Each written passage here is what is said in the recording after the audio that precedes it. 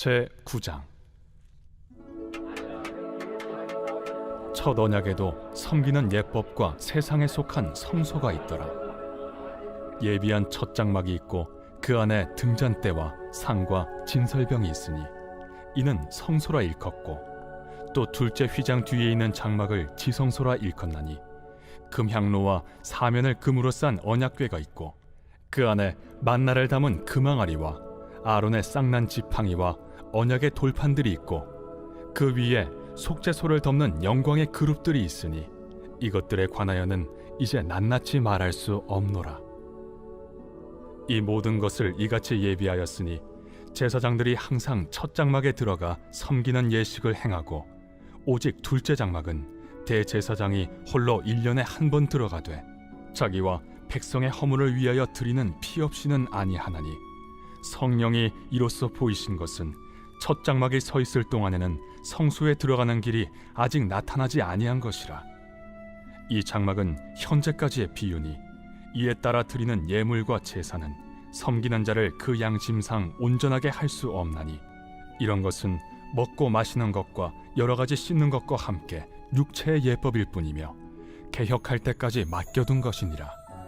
그리스도께서는 장래 좋은 일의 대제사장으로 오사 손으로 짓지 아니한 것, 곧 이 창조에 속하지 아니한 더 크고 온전한 장막으로 말미암아 염소와 송아지의 피로 하지 아니하고 오직 자기의 피로 영원한 속죄를 이루사 단번에 성소에 들어가셨느니라.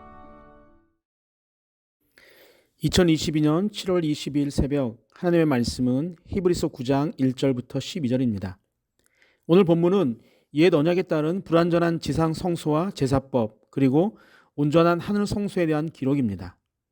서두 부분인 1절에서 5절 말씀을 보면 첫 언약인 율법에 따라 제정된 성소 및 제사법에 대해서 말하고 있습니다. 1절을 보면 첫 언약에도 섬기는 예법과 세상에 속한 성소가 있었다고 말합니다. 섬기는에 해당하는 단어는 하나님께 대한 섬김 또는 예배를 뜻합니다. 이 단어는 로마서 9장과 12장에서는 예배로 번역이 되기도 했습니다. 1절을 다시 말하면 첫 번째 언약에도 예배의 규칙이 있었고 예배를 위해 사람들이 만든 장소도 있었다는 것입니다. 구약시대의 성소는 장막, 회막, 성막이라는 다양한 이름을 가지고 있습니다. 성소는 크게 성막들과 성소 및 지성소로 구분할 수 있습니다. 성막들의 크기는 길이가 약 45m, 넓이가 약 22.5m였고 성소와 지성소를 포함해서 건물로 서 있는 성막의 크기는 세로가 13.5m, 가로가 4.5, 또 높이가 4.5 크기의 직육면체의 공간이었습니다. 그중 성소는 세로가 9m, 또 가로와 높이가 4.5m였습니다. 그리고 성소를 지나 들어갈 수 있었던 지성소는 가로, 세로 높이가 각각 4.5m였습니다. 성막은 크게 성소와 지성소로 구분이 되었고 성막의 앞부분은 성소라고 불렀는데 그 안에는 등잔대와 빵이 놓인 상이 있었고 둘째 휘장 뒤에 있는 장막은 지성소라고 불렀습니다. 그 안에는 분향단이라고 하는 금향로와 또 사면을 금으로 싼 언약궤가 있었고 그 언약궤 안에는 이스라엘 백성들이 40년 광야 생활을 하면서 하나님의 은혜로 먹었던 만나를 담은 항아리와 아론의 쌍난 지팡이, 그리고 언약을 새긴 두 돌판이 있었습니다. 먼저 금향로가 지성소에 있다고 말하고 있는데 우리가 알고 있는 지성소에는 언약궤만 있었고 금향로는 성소 안에 있는 것이었습니다.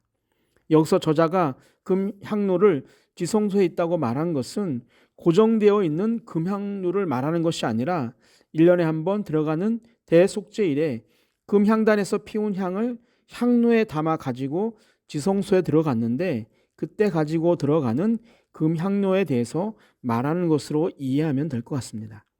언약궤는 길이가 약 112.5cm였고 또 넓이와 높이는 67.5cm의 크기였습니다. 증거계 혹은 법계라는 다른 이름도 가지고 있었습니다. 이 언약궤 안에 만나를 담은 항아리와 아론의 쌍난 지팡이 그리고 언약을 새긴 두 돌판이 있습니다. 먼저 아론의 쌍난 지팡이는 다음과 같습니다. 고라, 다단, 아비람 등이 당을 지어 모세와 아론의 지도력을 거스르고 반란을 일으켰을 때 하나님이 그들을 멸절시킨 후에 이스라엘 12종족에게 지팡이 하나씩을 회막한 증거계 앞에 두라고 명령하시죠. 그 지팡이에는 12종족 대표자들의 이름이 새겼는데 레위 종족의 지팡이에는 아론의 이름을 새겼습니다. 그리고 하나님께서는 자신이 지도자로 택한 자의 지팡이에서 하룻밤 사이에 싹이 날 것을 말씀하셨는데 그 말씀대로 하룻밤이 지났을 때 아론의 지팡이에만 싹이 나고 순이 나고 또 꽃이 피어 살구 열매가 맺히게 됩니다. 이것을 후대에 대대로 교훈이 되게 하기 위해서 언약궤에 넣어 간직하게 하신 것입니다. 또한 언약궤 안에는 두 개의 돌판이 있었죠. 출애굽 후 광야 시대에 모세가 시내산에 올라갔을 때 하나님께 직접 받은 것으로 그 돌판에는 십계명이 새겨져 있었습니다. 5절입니다. 그 위에 속죄소를 덮는 영광의 그룹들이 있으니 이것들에 관하여는 이제 낱낱이 말할 수 없노라. 아멘. 그 위에 속죄소를 덮는 영광의 그룹들이 있었다고 하는데 언약궤의 덮개를 속죄소라고 불렀습니다. 그 위에는 순금으로 만든 두 개의 그룹이 날개편 모양으로 새겨져 있었고 영광의 그룹들은 하나님의 임재를 상징했습니다. 대제사장은 대속죄일인 매년 7월 10일에 지성소에 들어가 숫송아지의 피와 염소의 피를 그 속죄소에 뿌림으로 속죄죄를 드렸습니다. 이제 6절과 7절에서는 그 성소에서 행해졌던 제사 예배에 대해 말하고 있습니다.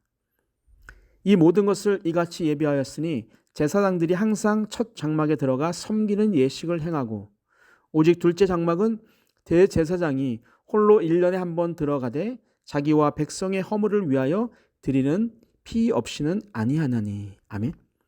기구들이 갖추어진 장막에서는 제사 의식이 행해졌는데 거기에는 매우 엄격한 구별이 있었고 규율의 준수가 있었습니다. 우선 제사장이 아닌 사람들은 성소에 출입할 수가 없었고 제사장은 날마다 아침과 저녁에 그곳에 들어가 분향하고 등불을 밝히고 안식일마다 진설명을 새 곳으로 교체했습니다. 그러나 제사장이라도 지성소에 출입되는 것은 금지되었습니다. 오직 대제사장만이 1년에 한 번 들어갈 수 있었습니다. 이 말은 구약의 제사 제도가 완전하지 못했다라는 것을 반증하기도 합니다. 그러나 예수 그리스도는 자신의 피로써 성소와 지성소를 막고 있던 휘장을 찢고 모든 죄인을 하나님과 화목하게 하셨습니다.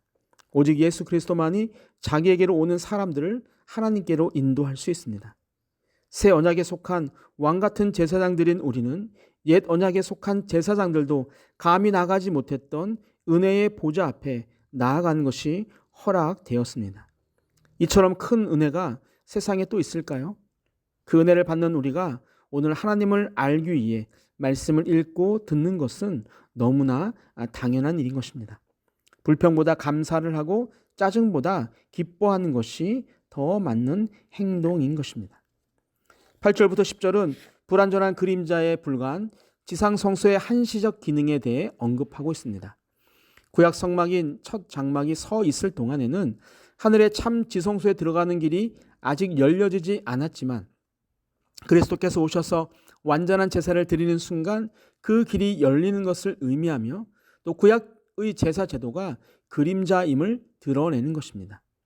옛 언약 아래에 있는 성막은 새 언약 아래서 성취된 것들에 대한 비유와 상징일 뿐이고 옛 언약 아래에서 계속해서 제사를 드렸지만 인간을 죄의 의식에서 해방시키지 못했습니다.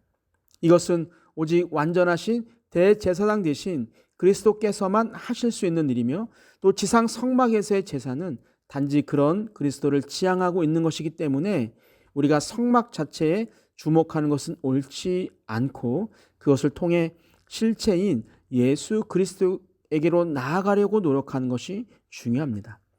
구약의 예물과 제사법, 즉 의식법들은 모든 육체와 관련한 외적인 규칙들로서 예수 그리스도께서 오셔서 완전하게 하실 때까지 제한적으로 효력을 갖는 임시적인 것입니다.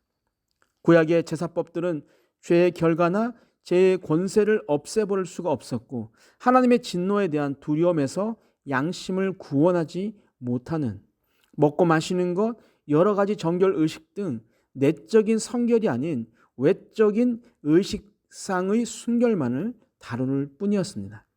그러나 예수 그리스도는 지금 우리가 가지고 있는 좋은 것들의 대세자로 오셔서 사람의 손으로 지은 것도 세상에 속한 것도 아닌 더 크고 완전한 성막에 들어가셨습니다. 그리고 그곳에서 염소나 송아지의 피가 아닌 자신의 거룩한 피를 통해 완전하고 영원한 구원을 단번에 이루셨습니다. 더러워진 우리의 양심을 근본적으로 깨끗하게 하여 우리가 영원토록 살아계신 하나님을 섬기도록 해주신 예수 그리스도의 제사는 영원하고 그분의 속죄는 완전합니다. 우리의 참 대제사장 되신 예수 그리스도의 십자가의 은혜를 바라보며 오늘 하루도 승리하시기를 주님의 이름으로 축복합니다. 아멘. 예수 그리스도의 십자가의 보혈의 은혜로 언제라도 하나님 앞으로 나아갈 수 있게 하심에 감사와 영광을 올려드립니다. 그림자를 바라보는 삶이 아닌 실체를 바라보는 참 신앙인이 되길 원합니다. 말씀으로 시작한 하루가 말씀으로 마무리되길 원하고 우리 앞에 놓여진 많은 문제들이 말씀을 통해 해결되는 놀라운 기적을 경험하는 자들이 되게 하여 주옵소서. 내일부터 주일학교 여름 성경학교가 시작됩니다. 준비하는 손길을 축복하시고 또 돕는 자들의 마음에 참 평안을 주시고 배우는 아이들의 마음에 예수 그리스도가 심겨지는 놀라운 시간이 되게 하여 주옵소서. 감사하신 예수님의 이름으로 기도하옵나이다. 아멘. 우리 함께 기도합니다. 첫 번째, 하나님의 전으로 언제든지 올 수 있게 하신 은혜를 기억하며 기도하는 자가 되게 하옵소서. 두 번째, 낮은 모습으로 십자가를 지신 예수님을 기억하며 겸손한 마음으로 섬기는 자가 되게 하여 주옵소서. 마지막, 주일학교 여름 성경학교를 통해 아이들에게 예수님을 바르게 전하게 하여 주옵소서. 우리 함께 기도하시겠습니다.